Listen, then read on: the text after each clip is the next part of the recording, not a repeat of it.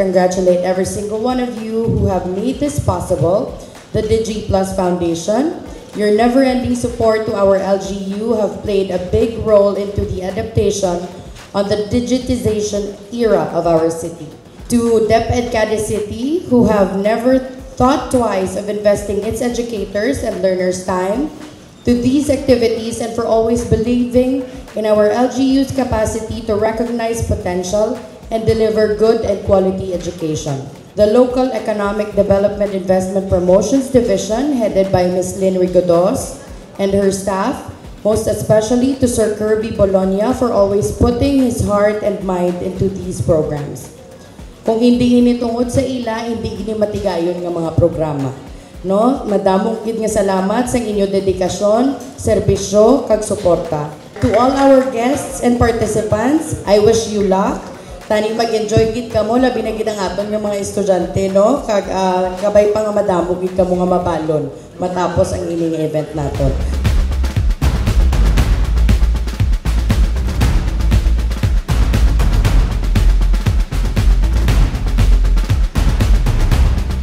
Today is not just about winning. It's about learning, sharing, and enjoying the experience. For us at DigiPlus, we don't just multiply the fun, we also multiply the good. So don't forget to also have fun while you're competing today. Every team here is already a winner for the courage to innovate and the dedication to grow. So give it your best, support one another, and once again, don't forget to have fun. Let's make this day a celebration of creativity, collaboration, and the bright future of technology in Cadiz City, powered by Bingo Plus and DigiPlus Foundation. Good luck to all our participants.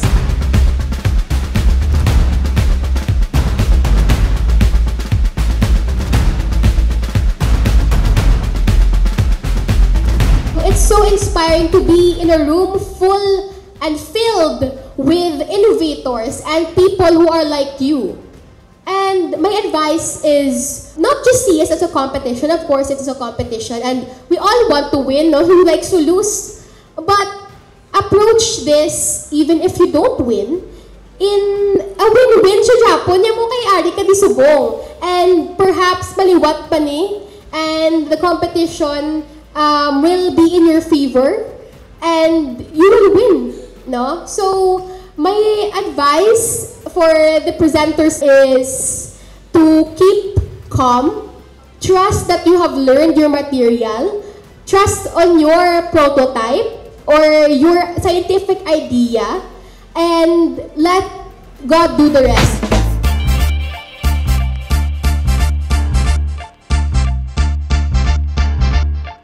So, this is our culminating activity. Yung lahat ng natutunan ninyo for almost a year, di ba?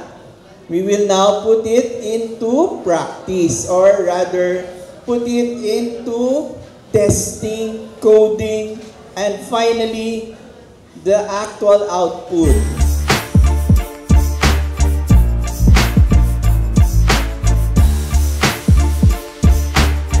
First of all, no, I'm very happy on how our program has transformed in the past years at Susubong. I have seen improvements in our teams and also in the number of participants, including yesterday's competition. So, hopefully, tuloy-tuloy ang aton nga competition, kag madamo pagid ang aton nga kits para praktisan ninyo sa schools and more schools pagid ang mag-participate. And so, hopefully, next year, ma-enhance na pagid ang aton robotics program, kag madamo pagid sang learning nga mahatag sa inyo. So, take this opportunity as a learning process and don't stop learning and innovating sa inyong schools and sa inyong activities.